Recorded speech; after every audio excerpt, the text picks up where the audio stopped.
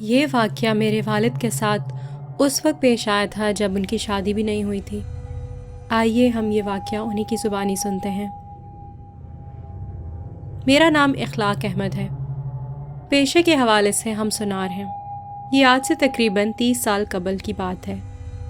ان دنوں میں اور میرا دوست عاصم، جو کہ اب سعودی عربیہ میں ہوتا ہے، صرافہ بازار میں کام ختم کر کے ہر ہفتے آخری شو میں فلم دیکھنے جایا کرتے تھے۔ رات کو واپسی میں بائک پر عاصم کو صدر چھوڑتے ہوئے اپنے گھر جایا کرتا تھا۔ ان دنوں میرا گھر واٹر پمپ کی پچھلی جانب بلاک 16 میں تھا۔ ایک دن میں اسی طرح معمول کے مطابق عاصم کو گھر چھوڑتے ہوئے اپنے گھر جا رہا تھا۔ کوئی 12:30 پونے 1 کا وقت ہوگا کہ کریم آباد کے پل سے نیچے اترتے ہوئے ایک چادر میں لپٹی ہوئی خوبصورت عورت نے مجھے لفٹ کے لیے ہاتھ دیا تھا۔ ان دنوں وہاں بہت ویرانی سی ہوتی تھی۔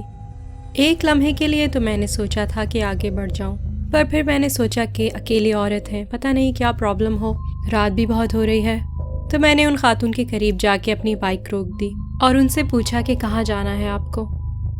خاتون نے زبانی طور پر جواب دینے کی بجائے بس ہاتھ کے اشارے سے آگے جانے کا اشارہ کر دیا۔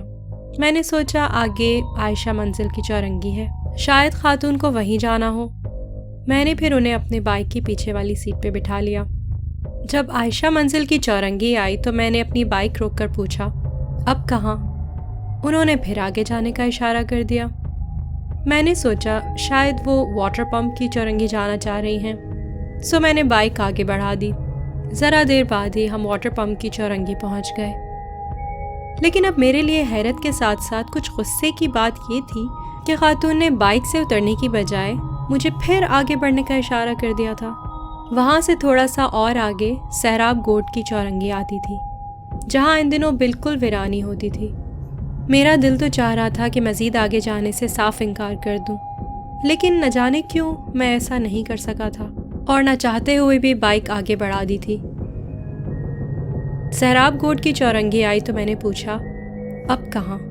تو خاتون نے لیفٹ سائڈ کا اشارہ کر دیا اور اس بار بھی منہ سے کچھ نہیں بولا۔ میں نے بائک لیفٹ سائڈ موڑ لی۔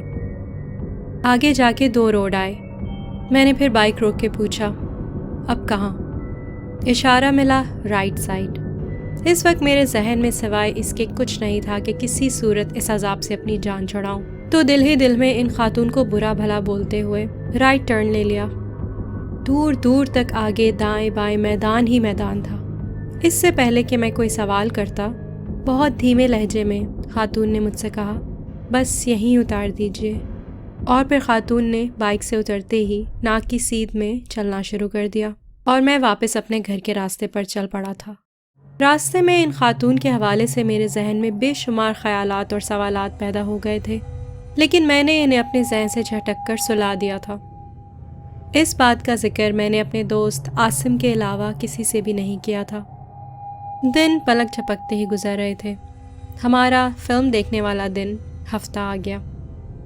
اس دن میں اور عاصم دوبارہ فلم دیکھنے گئے تھے۔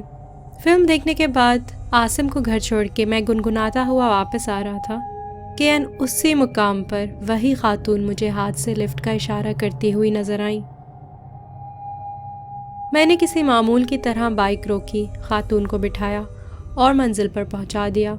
دوسرے دن جب میں نے باتوں ہی باتوں میں عاصم سے ان خاتون کا ذکر کیا تو وہ ہنسنے لگا اور بولا، یار ایسے کیسے ہو سکتا ہے کہ تم نے اسے دوبارہ لفٹ کرائی اور راستے میں کوئی بات ہی نہ کی ہو؟ اگلی بار ان خاتون کو لفٹ دو تو ان کا نام ضرور پوچھنا اور انہیں گھر کے دروازے پر اتارنا، یہ کیا میدان میں ہی چھوڑ آتے ہو؟ میں نے عاصم کے سامنے تو ساری بات مذاق میں ڈال دی تھی، لیکن دل میں نے سوچا کہ اب کی بار اگر وہ خاتون مجھے دوبارہ ملی تو میں ان کا حال چال ضرور پوچھوں گا۔ اگلے ہفتے تقریباً اسی وقت اور اسی مقام پر ایک بار پھر وہی خاتون مجھ سے لفٹ لینے کے لیے موجود تھی۔ میں نے ہمیشہ کی طرح اپنی بائک ان خاتون کے قریب جا کے روک دی اور وہ خاتون خاموشی سے میرے ساتھ بائک پر آ کے بیٹھ گئی۔ بہت کوشش کے بعد بھی میں خاتون سے حال احوال نہیں پوچھ سکا تھا۔ یوں لگتا تھا جیسے الفاظ میرے حلق میں پھنس گئے ہوں۔ البتہ میں سارے راستے یہ ضرور سوچتا رہا کہ یہ خاتون کون ہے اور آخری ہفتے کی رات کو ہی یہاں کیا کرنے آتی ہیں اور لفٹ کے لیے میرا ہی انتظار کیوں کرتی ہیں۔ میں یہ سوچ ہی رہا تھا کہ اتنے میں ان خاتون کی منزل آ گئی تھی، وہی گھور اندھیرا، ویرانی، بندہ نہ بندے کی ذات۔ آس پاس چھوڑو، دور دور تک نہ کوئی گھر نہ کوئی رستہ، بس تحد نظر میدان ہی میدان۔ ان خاتون نے بائک سے اترنے کے بعد اچانک ہی میرا ہاتھ زور سے دبوچ لیا اور جھٹکے سے مجھے نیچے کھینچنا چاہا۔ میں نے ڈر کے مارے ایک دم اپنا ہاتھ چھڑایا۔ مجھ پر اچانک ایک دہشت سی طاری ہو گئی تھی اور میں نے اسی دہشت اور وحشت کے عالم میں بائک واپسی کے لیے موڑ لی۔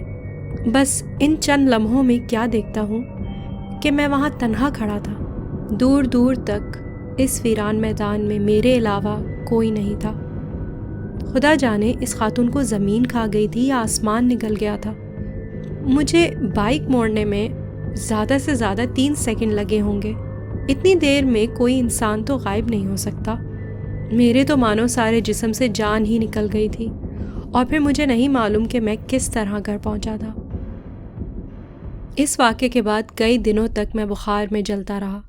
سب مجھ سے پوچھ کر تھک گئے کہ آخر میرے ساتھ ہوا کیا تھا۔ میں کسی کو کیا بتاتا کہ 3 دفعہ جس عورت کو میں نے گھر ڈراپ کیا تھا وہ کون تھی۔ یہ مسٹری مجھ سے آج تک حل نہیں ہوئی کہ وہ عورت تھی یا کوئی بدرو یا پھر کوئی چڑیل۔ اور پھر جب اس نے زور سے میرا ہاتھ پکڑ کے اپنی طرف کھینچا تھا، اس وقت اگر میرے ہاتھ میں میری امی کا دیا ہوا قرآنی تعویذ بندھا نہ ہوتا تو پتہ نہیں میرا کیا حشر ہوتا۔ یہ سوچ کر آج بھی میرے رونگٹے کھڑے ہو جاتے ہیں۔ میری آواز میں اور کہانیاں سننے کے لیے سبسکرائب کیجیے میرا channel and share this video to support me, تاکہ میں آپ کے لیے اور کہانیاں بنا سکوں۔ ملتی ہوں آپ سے اگلی کہانی کے ساتھ۔